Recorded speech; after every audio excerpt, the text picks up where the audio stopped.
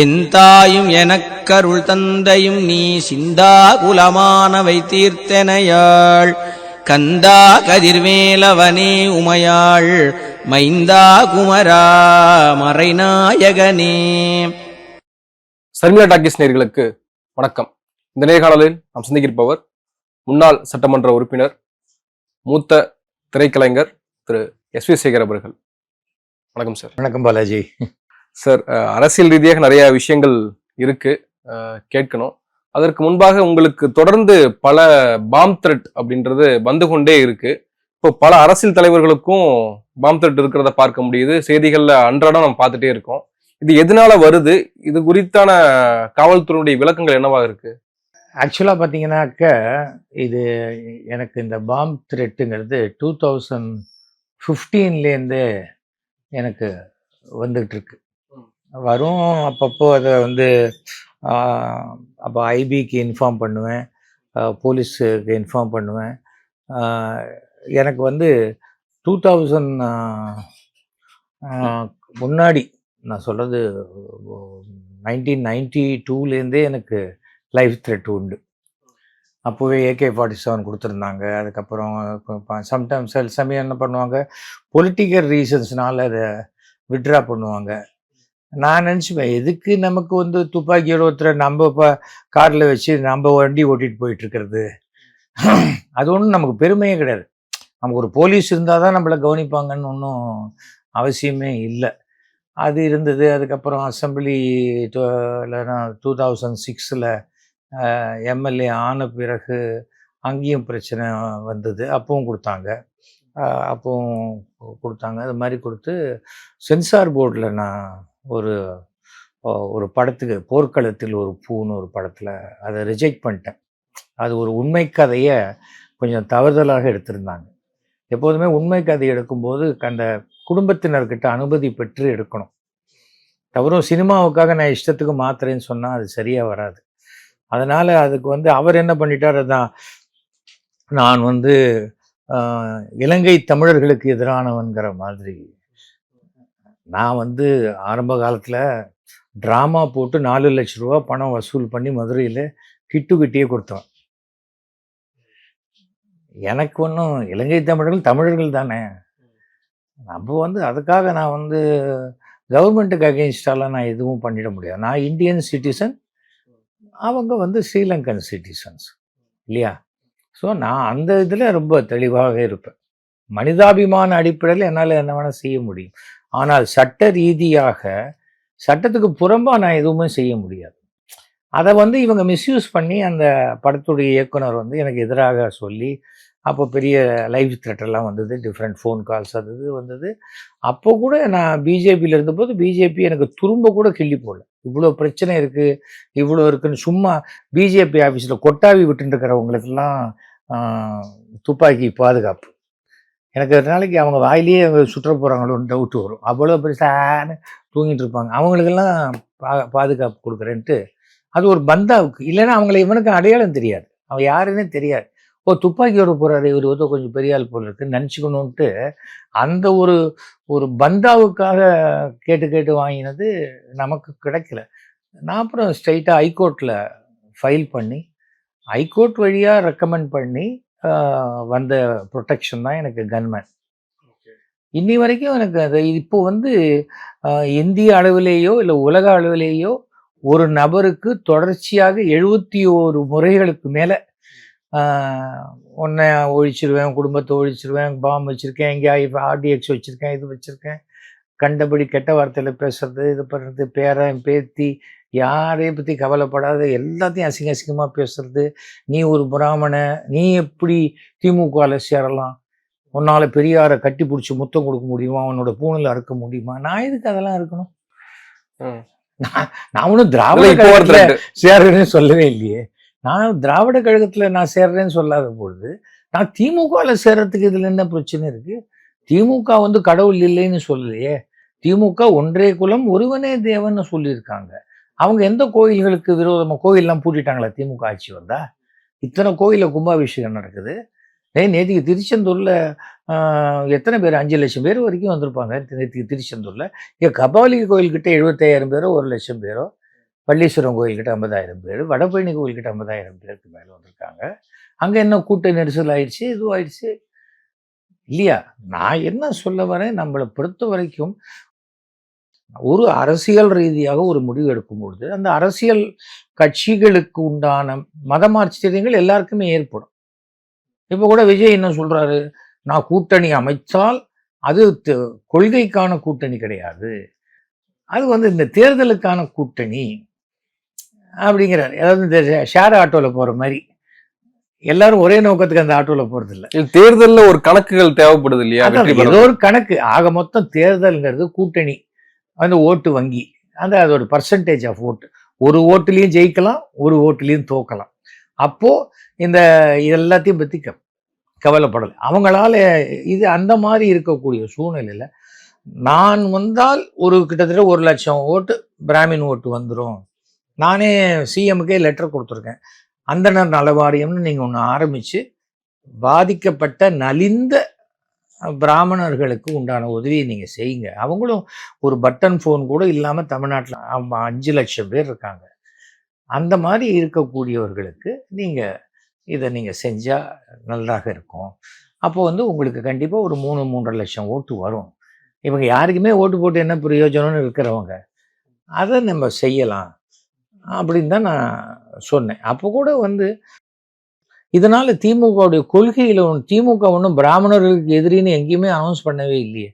அவங்க ஏதாவது சொன்னால் பிராமணியம் அப்படின்னு தானே சொல்கிறாங்க. அதுக்கு மேலே அவங்க ஒன்றுமே சொல்கிறது இல்லையே. அதனால் வந்து இதை வந்து இந்து மதத்துக்கு விரோதம். நான் இந்த திமுகவில் இருக்கிறவங்கள யார் வெறும் மைனாரிட்டியாக இருக்காங்க. அதுலேயும் 80% ஹிந்துஸ் தான் இருக்காங்க. பிராமின்ஸ் எத்தனை பேர் திமுகவில் உறுப்பினராக இருக்கான்னு தெரியாத வளர்றவங்க தான் இதில் ஜாஸ்தி. அதே நான் பிராமணர்கள் இருக்கிற அக்ரகாட்டில் ரோடு போட மாட்டேன்னு சொல்லிட்டாங்களா, இல்லை பிராமணர்களுக்கு ரேஷன் கார்டு தர மாட்டேன்னு சொல்லிட்டாங்களா, ரேஷன் கார்டுக்கு அவங்களுக்கு கிடையாதுன்றா, இல்லை பிராமணர்கள் ஏழையாக இருந்தால் அந்த பெண்களுக்கு உண்டான உரிமை தொகை கிடையாதுன்னு சொல்கிறாங்களா? அப்புறம் எதுக்கு அவங்க ஏன் திராவிட கழகத்தையும் திமுகவையும் ஒன்றாக்கி பார்க்கணும்னு அவசியமே இல்லை. பெரியாரை திமுக கொண்டாடலாம், ஆனால் பெரியார் ஆசைப்பட்டார், அவ்வளோதான். ஆனால் செஞ்சது முழுக்க கலைஞர் தான் செஞ்சார். நான் உங்களுக்கு சாப்பாடு கொடுக்கணும்னு நான் ஆசைப்படலாம், ஆனால் என் பையன் உங்களுக்கு சாப்பாடு வாங்கி கொடுத்தா என் பையன் தான் வாங்கி கொடுத்தவன். எனக்கு என்ன நினச்சிக்க வேண்டிய அவசியமே கிடையாது. அப்படி பார்த்தா எவ்வளோ பேர் எவ்வளோ சொல்லியிருப்பாங்க. யார் செயல்படுத்துகிறாங்கன்னு பார்த்தால் தமிழகத்தில் அனைத்து விஷயங்களையும் செயல்படுத்தியவர் கலைஞர். என்னை பொறுத்த வரைக்கும் கலைஞரைத்தான் மிக உயர்வாக சொல்ல வேண்டுமே தவிர, கலைஞர் சொன்னார், நான் பெரியார் அவருடைய பள்ளிக்கூடத்தில் படித்தேன், ஏதோ அவர் சொன்னார், அது வேறு விஷயம். என்னை பொறுத்த வரைக்கும் அதை இதெல்லாம் காரணம் காட்டி இது பண்ணுறது. த்ரெட்டு என்ன த்ரெட்டுன்னு அபத்தமாக பள்ளிக்கூடத்தில் ஸ்கூலில் பாம்பு வச்சு விட்றேன், இங்கே இது பண்ணுறேன், இதை அதாவது கோழைகளுடைய இது. அவன் எங்கேயோ ஒரு ஆளோ 2-3 பேரோ தான் இதில் இன்வால்வ்டாக இருக்காங்க. அவங்க என்ன பண்ணுறாங்க, இந்த மைக்ரோசாஃப்டுடைய ஹாட்மெயில் அண்டு இதை இன்னொரு மெயிலை வச்சுக்கிட்டு பண்ணுறாங்க. அதை வந்து அவங்க வந்து ஐபி அட்ரஸ் கொடுக்க மாட்டேன்னு சொல்கிறாங்க மைக்ரோசாஃப்டில். இவங்க என்ன பண்ண போகிறாங்க, இன்னும் கொஞ்சம் நாளில் இந்தியாவில் பார்ப்பாங்க, மைக்ரோசாஃப்டோடைய ப்ராடக்டை இங்கே தடை பண்ணிட்டாங்க. எப்போதுமே சோத்தில் கை வைக்கும்போது தான் பயம் வரும், அவனுடைய வருமானத்தில் கை வைக்கும்போது பயம் வரும். அப்போ தான் அவனுக்கு அந்த அமெரிக்காவில் இருக்க அவங்க அமெரிக்காவில் இருக்க ஏஜென்சிக்கே தர மாட்டேங்கிறாங்க. அந்த மாதிரி இருக்குது. பட் என்னை பொறுத்த வரைக்கும் யாரை சந்தேகப்படுறீங்கன்னு கேட்டாங்க, நான் யாரையும் சந்தேகப்படலைன்னு சொல்கிறதுனா இதான் சாக்கு வச்சு அண்ணாமலை தான் அப்படின்னு சொல்லலாம். எனக்கு எதுக்கு அண்ணாமலை பேரை சொல்லணும்? அண்ணாமலையே பவரில் இல்லை, அவர் பாவம் ஏதோ சாணி. இந்த ஒரு 2 மாத காலமாகவே வந்து பாம் த்ரெட் அப்படின்ற விஷயங்கள் செய்திகள் அதிகமாகவே கண்டினியூஸா சார். எனக்கு முதல்ல புரியல, எனக்கு வருது பாம் த்ரெட்டு, எடப்பாடி பழனிசாமிங்கிறது கவர்னருக்கு வருது. கவர்னர் எடப்பாடி பழனிசாமி அது ஒரு லிங்க்கு. இங்கே எங்கே எஸ்வி சேகர் வந்தேன்? கவர்னர்கிட்ட நான் அப்பாயின்மெண்ட் கிட்ட 3 மாதம் வரைக்கும் கொடுக்காத போது இனிமேல் உங்கள் அப்பாயின்மெண்ட் எனக்கு தேவையில்லைன்னு நான் லெட்டர் போட்டு என்னோடய அப்பாயின்மெண்ட்டை விட்ரா பண்ணினவனா. இது எங்கடான்னு பார்த்தேன். அப்புறம் த்ரிஷாவுக்கு வரும்போது எனக்கு வருது. நான் த்ரிஷாவோட ஒரு படம் கூட நடித்ததே கிடையாது. அது சம்பந்தமே இல்லாமல் வருகிறது. ஆனால் இப்போ வர மெயில் எல்லாமே உதயநிதி ஸ்டாலின் போட்டு எனக்கு மெயில் வரும். எங்கள் அம்மா பேரை போட்டு எனக்கு மெயில் வரும். எங்கள் அம்மாவுக்கு 95 வயசு ஆச்சு. அப்புறம் வந்து சோ ராமசாமி கிட்டேருந்து நான் அப்புறம் பார்த்தேன், எங்கே கேர் ஆஃப் சொர்க்கமா என்ன போட்டிருக்குன்னு பார்த்தேன். அதுவும் இதே தான் hotmail.com தான். அது வந்து எல்லா ஸ்டேட்டுக்கும் கிட்டத்தட்ட 12-13 ஸ்டேட்டுக்கு இப்போ ஆல் இண்டியாவில் இது பெரிய எந்த சைபர் கிரைம் ஏஜென்சியாக இருந்தாலும் அவங்களுக்கு இப்போ எஸ்வி சேகர் பேர் தெரிகிற அளவுக்கு இந்த பசங்க பண்ணிட்டாங்க. அதுக்கு வந்து ஒரு பப்ளிசிட்டி. என்னை பொறுத்த வரைக்கும் if God be with us who can be against us. கடவுள் நம்முடன் இருக்கும் வரை எனக்கு எதிரிகள் கிடையாது. அப்படி எதிரிகளாக நினச்சிக்கிறவங்கள கடவுள் பார்த்துப்பார். சூரசம்ஹாரம் நேற்றுக்கு தான் நடந்திருக்கு. அடுத்தது இந்த சைபர் கிரைம்ஸ் வழியாக அந்த சம்ஹாரமும் நடக்கும். இப்ப அடுத்ததாக இந்த விஜயினுடைய இந்த ஆறுதல் பெறுதல் நிகழ்ச்சி, அதாவது கரூர்ல பாதிக்கப்பட்ட மக்களை அங்கிருந்து கூட்டிட்டு வந்து சென்னை மாமல்லபுரத்துல ஒரு தனியார் ஹோட்டல்ல தங்க வச்சு ஆறுதல் பெறுறாங்க. இது எப்படி இருக்குன்னா, யாரோ ஒருத்தன் ஃபோன் பண்ணுறான், எங்கள் அப்பா செத்து போட்டாருங்க. ஐயோ சரி நீ என்ன பண்ணு, ஒரு நாளன்னைக்கு அப்பா பாடியை எங்கள் வீட்டுக்கு அழைச்சிட்டு வந்துடு.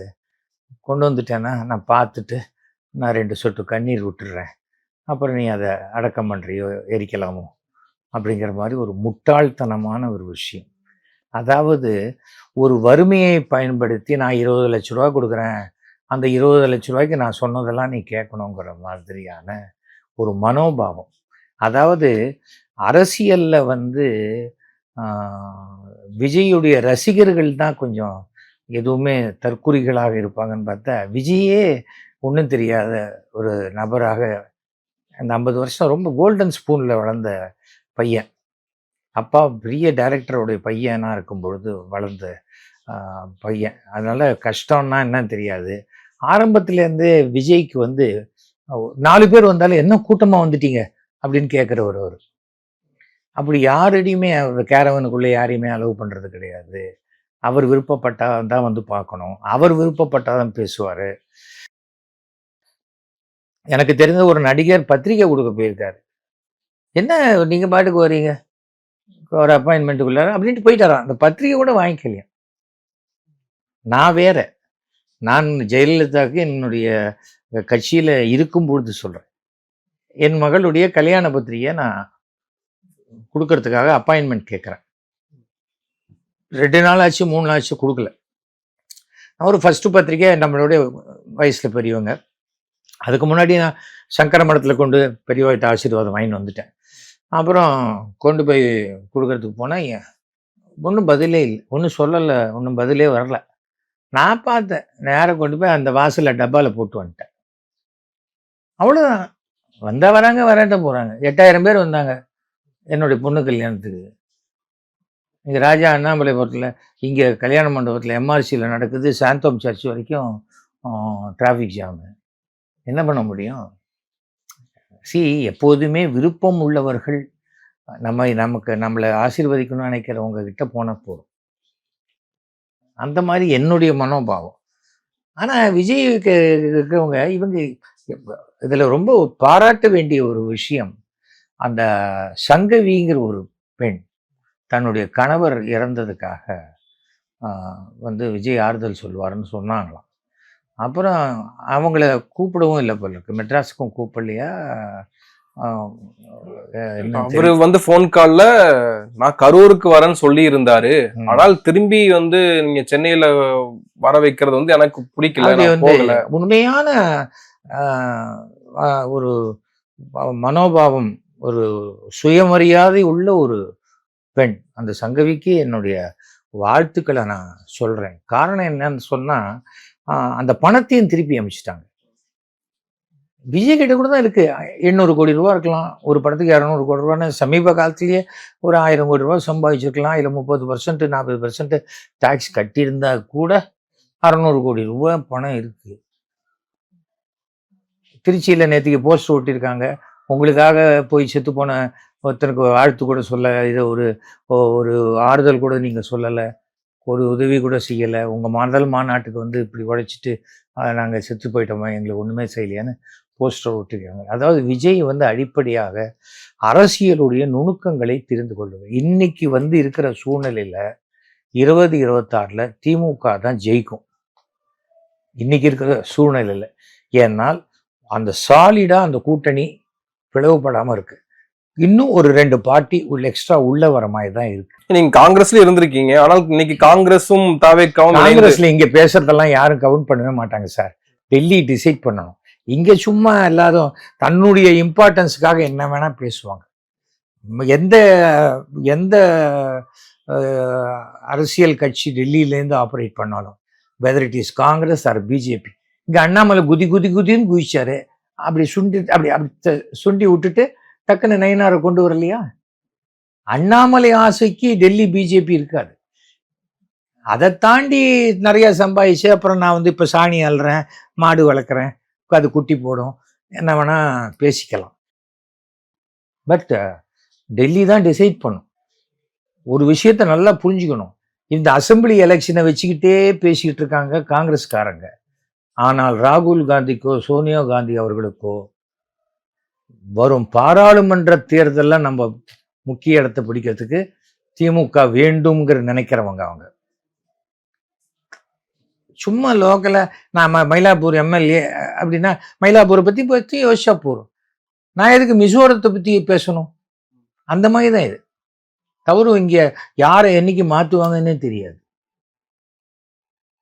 தவிர வந்து இவர்கள்லாம் குட்டி தலைவர்கள் இங்க இருக்கிறவங்க.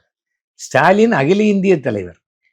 நான் நினைச்சா உடனே ஸ்டாலினை பார்க்கணும், நான் நினைச்சா ஸ்டாலின் என்ன வந்து பார்க்கணும், இப்படிலாம் ஆசைப்படலாம். நடக்குமா சொல்லுங்க? நடக்காது. இது வந்து விவரம் புரியாம பண்றது. இது மாதிரி எல்லாம் பண்ணாக்க 60 சீட்டு கேட்டோம். 60 சீட்டு கேட்ட போதே ஒரு தடவை என்னாச்சு, அப்பவும் 4 சீட் தான் ஜெயிச்சாங்க. இன்னைக்கு போன டைம் வந்து 25 கேட்டு அதுல 12 ஜெயிச்சிருக்காங்க. எது போன எலெக்ஷன்ல? அவ்வளவுதாங்க. தவிர வந்து காங்கிரஸும் சரி பிஜேபி இனிமே வளராது தமிழ்நாட்டில், பாசிபிளே கிடையாது. காங்கிரஸ் வந்து இது மாதிரியாக காங்கிரஸாக இருக்கட்டும் பிஜேபியாக இருக்கட்டும், மத்திய அரசில் இருக்கக்கூடிய அந்த ஆட்சியில் இருக்கிறவங்க தமிழ்நாட்டில் வந்தாக்க ஏதாவது ஒரு கட்சி முதுகில் ஏறி தான் சவாரி பண்ண முடியுமே தவிர அவங்களால தனியாக அடுத்தவங்களை ஒழிக்கிறதுக்கு முயற்சி பண்ணலாம். பிஜேபி மாதிரி இப்போ ஏடிஎம்கே கொண்டு வருது, ஏடிஎம்கே ஒன்றும் இல்லாத பண்ணுறது, இல்லை இப்போ விஜயை கொண்டு வருது, விஜயை ஒன்றும் இல்லாத பண்ணுறது, அதெல்லாம் பண்ணலாம். ஆனால் அவங்களால வளர முடியாது. ஏன்னு சொன்னால் இங்கே இருக்கக்கூடிய என்ன சொல்றது, காங்கிரஸாக இருக்கட்டும் பிஜேபியாக இருக்கட்டும், அவங்க அத்தனை பேரும் திராவிட சிந்தனை உள்ள நபர்கள் தான் தமிழ்நாட்டில் இருக்கிறவங்க. அவங்களால தேசிய சிந்தனைக்கு போக முடியாது. சும்மா மீட்டிங்ல பேசலாம், ஆனா அவங்க செயல்பாடுனால பண்ணவே முடியாது. அதுதான் பிரச்சனை. அதனால அவங்க என்ன வேணா பேசிக்கிட்டோன்னு விட்டுருவாங்க. ஓரமா போய் விளையாடுங்கப்பா அப்படின்றவார் ஸ்டாலின். விஜய்க்கு பாதுகாப்பு வேணும். குறிப்பாக வந்து விஜய்க்கு எதுக்கு சார் பாதுகாப்பு? அவர் வீட்டை விட்டு வெளில வருது இல்ல, யாரையுமே சந்திக்கிறது இல்ல, அவருக்கு எதுக்கு பாதுகாப்பு? நிஜமா சொல்லுங்க. பாதுகாப்பு வேணுமா? ஏங்க கரப்பு ஏதாவது இருக்குமா? பள்ளி இருக்குமா? கரூருக்கு போனா அவர் உயிருக்கு ஆபத்துன்னு இன்னைக்கு நயினாரே கூட சொல்றாரு. மறுபடியும் யாரு? நயினார் நாகேந்திரன். அதுதாங்க புரியவே இல்லை. ஒருவேளை அவங்க ஏதாவது நயினாருடைய ஆட்கள் யாராவது செட்டப் பண்ணி வச்சிருக்காரு தெரியாது. ஏன்னா சில சமயம் நீங்க பார்த்துருப்பீங்க, இந்த போலீஸ் பாதுகாப்பு வேணும்னு அவங்களே குண்டு வீட்டு அந்த கையெறி குண்டியோ அது என்ன சொல்றது பெட்ரோல் போட வேண்டியது. எங்க வீட்டுல குண்டு வெடிச்சிடுச்சு. இது எஸ்.எஸ். சந்திரன் காலத்துலேருந்தே இது நடந்துகிட்டு இருக்கு. ரொம்ப காலமாவே நடக்கும். சிம்பத்திக்கு எங்க வீட்டுல 2 தடவை பெட்ரோல் பாம் அடிச்சாங்க. 2 தடவையும் திராவிட கழக பீப்புள் தான் சொல்லி எஃப்ஐஆர்ல போட்டிருக்காங்க. ஒன்றும் காரு கிட்டத்தட்ட அப்போ 1,75,000 ரூபாய்க்கு மேலே இன்சூரன்ஸ் வந்தது. அந்த பணமும் எனக்கு ரெக்கவர் பண்ணி கொடுக்கல. எனக்கு போலீஸ் ஸ்டேஷனில் இனிமேல் நான் என்னுடைய கம்ப்ளைண்ட்டுக்குன்னு தனி எஃப்ஐஆர் புக்கு போட்டு வைப்பாங்க போல இருக்கு. ஆனால் ஒன்று, இன்னைக்கு எத்தனை ஏஜென்சி இருந்தாலும் சைபர் கிரைம்ஸில் எஸ்வி சேகர் வீட்டுக்கா அப்படிங்கிற அளவுக்கு ரொம்ப க்ளோஸ் ஆகிட்டேன். பட் விஜய் பொறுத்த வரைக்கும் அவருக்கு கூட்டமே பிடிக்காதுங்க. கூட்டமே பிடிக்காது. ஓட்டு மாத்திரம் வேணும்னா அவர் அடுத்தது விட இந்த தேர்தலில் 2026 தயவு செஞ்சு பனையூரில் வந்து ஓட்டு பெட்டி வச்சிருக்கேன், எல்லாரும் வந்து அங்கே ஓட்டு போட்டிருங்கன்னு கூட சொல்லலாம். ஏன்னா சைல்டிஷ்னஸ். என்னுடைய 7 வயசு பேரன் பேசினா ஏதோ குழந்தைத்தனமா பேசலாம்னா, ஒரு அரசியல் கட்சி தலைவர் குழந்தைத்தனமா பேசுறாருன்னா அது புத்திசாலித்தனம் எப்படி நினைக்கிறது? அவர் கரூருக்கு போறதுக்கு பர்மிஷன் கேட்டாரா? இல்ல பர்மிஷன் கேட்டோம், கேட்டாரா? கேட்கல. கரூருக்கு போறேன், அங்க வந்து அந்த கமிஷனர் ஆபீஸ்ல போய் பேசிட்டு வந்தாங்க என்னெல்லாம் வேணும்னு. சரி இதெல்லாம் நீங்க எழுதி கொடுங்க, நாங்க கன்சிடர் பண்றோம்னாங்க. அப்புறம் அவங்க போல. அவங்க என்ன பண்றாங்க, டிஜிட்டல்ல வந்து கட்சி நடத்துறாங்க. அங்க ஆபீஸ்க்கு போறது, கரூர் ஆபீஸ்க்கு சென்று விட்டார், புசி ஆனந்த் போயிட்டாரு, அவர் போயிட்டாரு, ஏதோ போயிட்டாருன்னு போட வேண்டியது. எந்த ஒரு கட்சியில நடக்குமா? ஒரு நிர்வாகியே கேட்ல நிக்க வைக்கிறாங்க. இவங்க தான் வருவாங்கன்னு ஒரு போட்டோவாவது ஒட்டி வாசல்ல மூஞ்சியை காட்டலாம். ஒரு லிஸ்ட் போட்டு இவங்க தான் வருவாங்க, இவங்க கார் நம்பர் இது, அந்த சிஸ்டம் கூட தெரியலையே அவங்களுக்கு. விஜய் வருத்தப்பட்டார், கண்ணீர் மல்க எல்லார்ட்டையும் எல்லா குடும்பத்தையும் பேசினாரு. நான் கூட நடிகன் தான் சார், எல்லாத்துக்கும் அழுக வரும். ஒரு எல்லாத்துக்கும் நிஜமாவே விஜய்க்கு வந்து அழுக வரத்துல ஒரு நியாயம் இருக்கு. ஏன்னா தான் தன்னாலதான் இந்த இத்தனை மரணம் நடந்து போச்சு, 8 கோடி ரூபா வரைக்கும் நமக்கு செலவு வேற வந்துருச்சு எல்லாருக்கும் கொடுக்குற மாதிரி, இதை வந்து இதுலேருந்து எப்படி மீள போறோம் அப்படின்னு சுய பச்சாதாபமும், நம்ம மேல வந்து இந்த பழியை எப்படி துடைக்க போறோங்கிற ஒரு பயமும் அழுக வரவழைக்கும். விஜய்க்கு இன்னைக்குன்னு இல்லை, இன்னும் 10 வருஷம் 20 வருஷம் ஆனா கூட திடீர்னு ராத்திரி தூக்கி வாரி போடும். அந்த செத்து போன ஃபேமிலியிலேருந்து யாராவது ஒருத்தர் மூஞ்சி வந்து உன்னால தானேடா நான் செத்துட்டேன் அப்படின்ற மாதிரி சொன்னா அவரால் ஒன்றும் பண்ண முடியாது. அது மன ரீதியான பயம் இல்லையா? விஜய் ஒன்றும் வந்து ஒரு சர்வாதிகாரியோ, பல பேர் தலையை சீவி அந்த ஆட்சிக்கு வந்த ஆளோ கிடையாது. அவர் வந்து ஒரு அரசியலில் வரணும்னு நினைக்கிறார். ஆனால் தன்னை எம்ஜிஆரோட, ரஜினிகாந்தோட, விஜயகாந்தோட தன்னை கம்பேர் பண்ணிக்கிறது தான் அபத்தமா இருக்கு. எம்ஜிஆர் 20 வருஷம் ஒரு கட்சியில இருந்து அந்த கட்சியினுடைய வளர்ச்சிக்காக பாடுபட்டு அந்த கட்சி தொண்டனாக ஒரு பிளவு ஏற்பட்டு அதுலேருந்து வெளியில வந்து தன்னுடைய தொண்டர்களோட அரசியல். இவர் வெறும் விசில் அடிச்சாங்க குஞ்சுகளோட வந்து கட்சி ஆரம்பிக்க. அந்த எம்ஜிஆர் உருவாக்கிய கட்சி தான் இன்னைக்கு விஜய் எங்க கிட்ட வாங்கன்னு கேட்கறாங்களே, வெளிப்படையாவே அழைப்பு விடுக்கிறாங்க. சார் நீங்க ஒரு விஷயத்தை புரிஞ்சுக்கங்க சார், எம்ஜிஆர் ஜெயலலிதா கிட்டேயே எப்படி இருந்தவர்? இவங்கெல்லாம் ஜெயலலிதா முகத்தை நேரம் அப்படி பார்த்து என்ன மாதிரி பேக்கெட்ல கை போட்டு பேசுறவங்களா? அவங்க கண்ணை பார்த்து பேசியிருப்பாங்களா? அம்மா அது இல்லம்மா, அது இல்லம்மா, அது இல்லம்மான்னு தானே பேசியிருக்காங்க. எடப்பாடி என்ன, எடப்பாடி எப்படி வந்தாருங்கிறது நான் சொல்ல வேண்டிய அவசியமே கிடையாது. புரிஞ்சுக்கோங்க. சசிகலா கை காட்டி, சசிகலா வா தம்பி உட்கார் அப்படின்னு உட்காத்தி வச்சவங்க அவங்க. அவங்க என்னமோ பெரிய தொண்டர் படையோட பெரிய தலைவனாக இருந்தவன். வந்த பிறகு அது அதிமுகவை எங்கேயுமே அதிகாரத்துக்கு வந்த பிறகு நமக்கு ஒரு ஃபாலோவிங் வரும். அந்த அதிகாரத்தினால சம்பாதிச்ச பணத்தை வச்சுக்கிட்டு பல பேரை விலைக்கு வாங்கலாம். ஆனால் அதனால நிஜ தலைவனாகலாம் ஏற்றுக்க மாட்டாங்க. பாக்கெட்ல எத்தனையோ பேர் போட்டோவை சொருகி வச்சிருப்பாங்க. ஒண்ணுமே இல்லை, எந்த கட்சியிலையும் இல்லாத ஒருத்தன் வீட்டில் 5 கட்சியோடைய வேஷ்டி வச்சிருப்பான் சார். அவனுக்கு ஏதாவது வேலை ஆகணும்னா எந்த கட்சி ஆட்சியில் இருக்கோ அந்த கரை வேஷ்டியை கட்டிட்டானே, நான் நம்ம கட்சி ஆளுங்க எனக்கு இதை பண்ணி கொடுவானேன்னு போய் கேட்பான். இது ஒரு அடிப்படையான ஒரு சின்ன சாமர்த்தியம். எடப்பாடி போய் கேட்கறது, எடப்பாடி என்ன ஒரு 50 படம் நடிச்சிட்டாரா? எடப்பாடியே நாளைக்கு கூட்டணிக்கு போறதுன்னு டிசைட் பண்ணா கூட எடப்பாடி தான் டிசைட் பண்ணிட்டு இருக்காரு. விஜய் இன்னும் டிசைட் பண்ணல. நான் விஜய் எடப்பாடியோட நான் ஸ்டேஜ் ஏற மாட்டேன்னு விஜய் சொல்லிட்டா பரவாயில்ல, கூட்டணிக்கு இன்னைக்கு பாட்டுக்கு பேசிக்கோங்க அப்படிங்கலாம். நான் தான் முதலமைச்சர்னு சொல்லணும்னு சொல்லிட்டா எடப்பாடி சரிம்பாரா? விரும்பின கூட்டணின்னு பேசுறீங்களே தவிர அந்த கூட்டணியில எத்தனை தொகுதி ஒதுக்க போறாங்க? ஆனா என்ன சொல்லுவார், விஜயோட கூட்டணி போனா நான் தொகுதி ஒதுக்குறேன், நான் எடுத்துட்டது போக பாக்கி உங்களுக்கு தரேன். நல்லா விஜய் புரிஞ்சுக்கணும். எம்ஜிஆர் வந்து கட்சி ஆரம்பிச்சு ஜெயிச்சார். அதே சமயம் விஜயகாந்த் 234 தொகுதியில நின்று அவர் மட்டும்தான் ஜெயிச்சார். விஜயகாந்த் ஒருவர் மட்டும்தான் ஜெயிச்சார் 234 தொகுதியிலையும் ஆளை போட்டு. கமலஹாசன் அது கூட ஜெயிக்கல.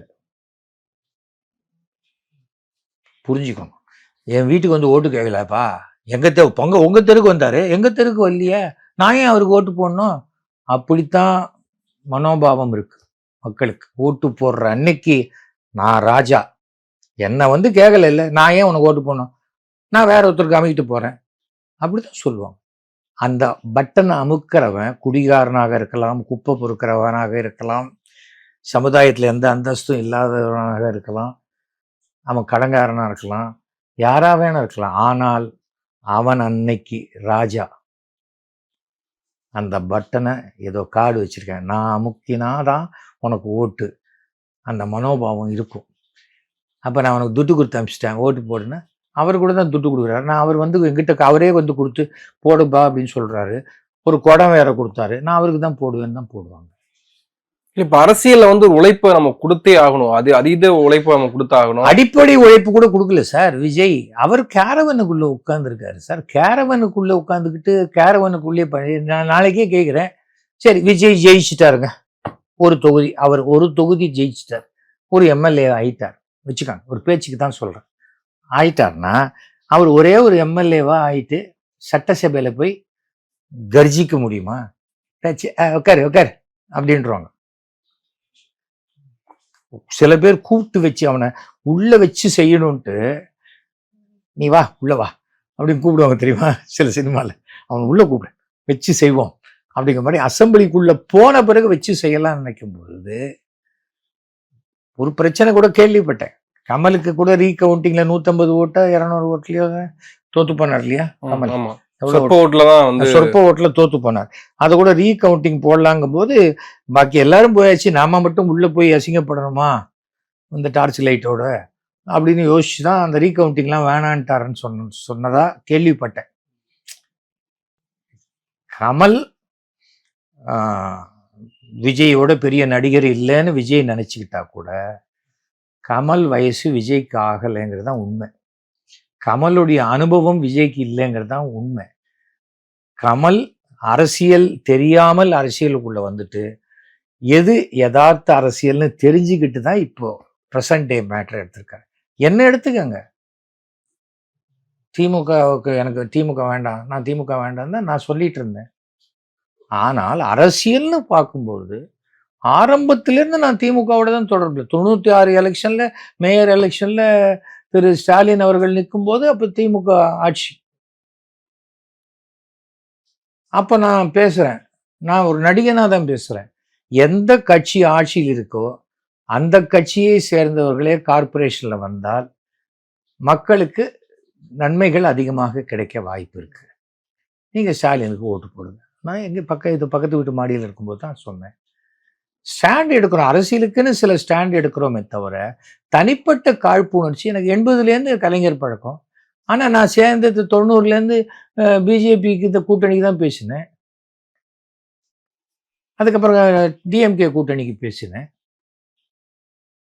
தனிப்பட்ட முறையில் ஒருத்தரை வெறுக்கிறது வேற, ஒரு கொள்கை ரீதியாக ஒரு இதுவாக இருக்கு, நம்மளே இருக்கும். ஆனா இப்ப கமலையோ உங்களே வந்து சில வார்த்தைகள் சொல்லி விமர்சனம் பண்ணுவாங்களே, பிழைப்புவாதிகளா இருக்காங்க. அறிவாலயத்துல போய் பாத்ரூம் கழுவு போறியம்மாங்க. சொல்றவன் 200 ரூபாய்க்கு போயிட்டியாமா, அவனுக்கு 10 பைசாக்கு சிங்கிள் டீ வாங்கி கொடுக்கறதுக்கு கூட வக்கு இருக்காது. அவனுக்கு ஏதோ எழுதணும்னு எழுதுவோம், அவ்வளவுதான். அதெல்லாம் நம்ம பொருட்படுத்த முடியாது. நம்ம ரோட்ல போகும்போது எவ்வளவு நாய் குலைக்கும், எல்லாத்துக்குமே திருப்பி ஒன்று பதில் சொல்லிட்டு போவோம்னு சொல்ல மாட்டோம். அது காரணம் வந்து ஒன்று, நான் இப்போ பிஜேபியிலேருந்து வெளியில வந்தது பிஜேபியினுடைய ஓரளவுக்கு ஓட்டு வங்கியை பாதிக்குங்கிறது அவங்களுக்கு தெரியும். ஏன்னா பிஜேபிக்கு இருக்கிறதே ஓரளவுக்கு தான், ஓரளவு வாக்கு வங்கி தான், ஓஹோன்னு இல்லை. ஆனா ராகுல் ஒன்று சொல்லிட்டாரு, அதை நம்ம வந்து பிரேக் பண்ணியே ஆகணும். You can never ever rule the தமிழ்நாடுன்னு அவர் சொல்லிட்டாரு பார்லமெண்டத்தில். அதை பிரேக் பண்ணியே ஆகணும்னு பாஜக வந்து வேலை செய்ய திட்டமிட்டு இருக்காங்க. எப்படியாவது தமிழ்நாட்டை கேப்சர் பண்ணி ஆகணும்னு பாஜக. எப்படியாவது கேப்சர் பண்ணணும்னா தமிழ்நாட்டை சுற்றி யாரோ ஒரு டைரக்டர் வந்து ஒரு பிரிட்ஜுக்கு நடுவில் சங்கிலி போட்டாரு, அது மாதிரி தமிழ்நாடு சுற்றி வேலி போட்டுக்கல. பண்ணவே முடியாதுங்க. எப்போ அவங்க மதத்தை கையில் எடுத்துக்கொண்டு வேலை செய்கிறார்களோ பிஜேபினால தமிழ்நாட்டில் வரவே முடியாது. சுற்றி சுற்றி சுற்றி அதான் பண்றாங்க. இப்போ கூட ஜிஎஸ்டி குறைச்சேன்னு சொன்னாங்க சார். ஜிஎஸ்டியை குறைச்சாங்க, எல்லாத்தையும் குறைச்சாங்க. 18%, 5% அதெல்லாம் பண்ணாங்க. சிகரெட்டு விலை எவ்வளோ இருந்தது? 18% இருந்தது, 40% ஆக்கிட்டோம். அது ஒரு உடலுக்கு தீமை விளைவிக்கக்கூடிய ஒரு விஷயம், இப்படியெல்லாம் பேசினாங்க. கடைசியில் பார்த்தா பீடிக்கு 5% ஆக்கிட்டாங்க. பீடி தான் சிகரெட்டை விட ரொம்ப கடுமையாக கேன்சரை உண்டு பண்ணக்கூடிய பீடியும் சுருட்டும். ஏன் பண்ணாங்க? ஏன்னா நார்த் இந்தியா லாபியில பீடி லாபி ரொம்ப பெருசு. தவிரவும் இவங்க ஜிஎஸ்டியை இதற்கு குறைக்க போறேன், இப்பெல்லாம் குறைக்க போறேன், ஒரு 6 மாசம் முன்னாடியே சொல்லிட்டாங்க சம்மந்தப்பட்டவங்களுக்கு. ஸோ சம்மந்தப்பட்டவங்க எல்லாருமே எவ்வளவு குறைக்க போறாங்களோ அந்த அளவுக்கு விலையை ஏத்திட்டாங்க. இப்ப தெரியலையா, ஆடி மாச தள்ளுபடின்னு போடுவோம், 90 ரூபா பொருள் அதை கரெக்டா 190 ரூபான்னு போட்டு 100 ரூபாய்க்கு கொடுக்குறேன்பாங்க. அது சாதாரண நாளில் போனாலே 90 ரூபாய்க்கு வாங்கிருக்கலாம். இந்த ஆடி மாச கூட்டத்துல போய் நீஞ்சி கீஞ்சி போய் 10 ரூபாய் எக்ஸ்ட்ரா கொடுத்து 100 ரூபாய்க்கு வாங்கிட்டு வருவாங்க. அவ்வளவுதான். நமக்கு விலை குறைச்சலான்னு பாக்குறாங்களே ஒழிய இந்த விலைக்கு இது தகுதியானதான் நம்ம மக்கள் பார்க்கறது இல்லை. இது இங்கே இல்லை, உலகம் முழுக்க. அமெரிக்கா போனீங்கன்னா பல பேர் வீட்டில் ஒரு பிளாஸ்டிக் பாட்டில் நிறைய கூப்பன் போட்டிருக்கும். 10% கூப்பனு, 5% கூப்பனு, $1 கூப்பன், எல்லாம் அதை தேடி எடுத்துக்கிட்டு தான் அந்த ஷாப்பிங்கே போவாங்க. ஸோ நம்ம யாருமே சர்ஃபுக்காக சர்ஃப் வாங்குறது இல்லை. பக்கெட்டு கொடுக்குறாங்களேன்னு தான் சர்ஃப் வாங்குவாங்க, மக்கு கொடுக்குறாங்களேன்ட்டு போன்விட்டா வாங்குவாங்க, கேப்பு கொடுக்குறாங்களேன்ட்டு ஏதாவது வாங்குவாங்க. அது மாதிரி தான் இதுக்கு எது. ஆனால் அது நம்ம காசுலேருந்து தான் கொடுக்குறாங்கங்கிறது தெரியாது. அது போலத்தான் விஜயை பொறுத்த வரைக்கும் விஜய் அரிச்சுவடி கூட கற்றுக்கல அரசியல்ல. அவர் சினிமாவுடைய டெக்னாலஜி அப்படியே அரசியலுக்கு கொண்டு வரணும்னு பார்க்குறார். தவிர விஜய் தான் ஒரு கிறிஸ்டியன் அப்படிங்கிறதுனால மைனாரிட்டி ஓட்ஸ் எல்லாம் வந்துடும் நினைச்சா, விஜய் கிறிஸ்டியன்ஸை பொறுத்த வரைக்கும் எனக்கு நிறைய கிறிஸ்டியன்ஸ் தெரியும். அவங்க என்ன சொல்லுவாங்கன்னா, I am a true Christian பாங்க. Okay, they don't like false Christians, true Christian பாங்க. அந்த வேர்டுடைய இது எனக்கு ஒரு நான் 1250 ஓட்டில் ஜெயிச்சேன். அதில் ஒரு 500 ஓட்டு கிறிஸ்டியன்ஸ் ஓட்டு. ஏன் தெரியுமா?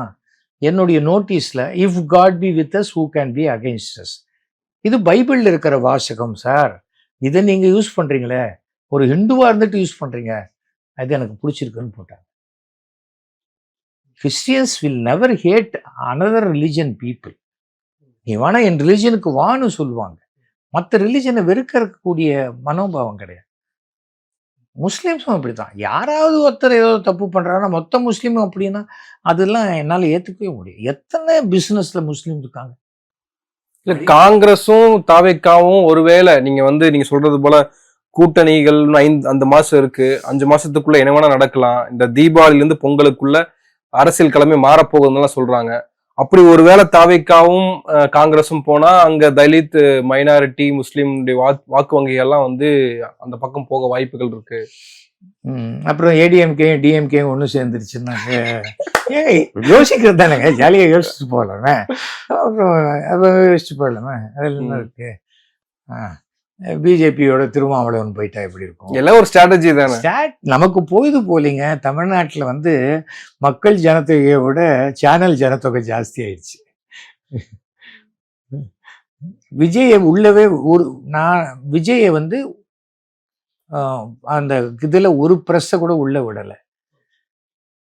பிரஸ்ஸுங்கிறது ஒரு 4வது தூண். எப்போ உங்களை மதிக்கிறாம உள்ள விடாம ஒருத்தர் இருக்கிறாரோ அப்புறம் பத்தின நியூஸே இன்னைக்கு வரக்கூடாது. அந்த ஸ்ட்ராட்டஜியை பிரஸ் எடுக்கணும். 400 பத்திரிகையாளர் அதை பத்தி அந்த விஷயம் அன்னைக்கு நான் நேற்றுக்கு 3 மணியோட எல்லாம் விஜய் மேட்டர் முடிஞ்சு போச்சு. சூரசம்ஹாரத்துக்கு போயிட்டாங்க எல்லாரும். அத்தனை சேனலும் சூரசம்ஹாரம்.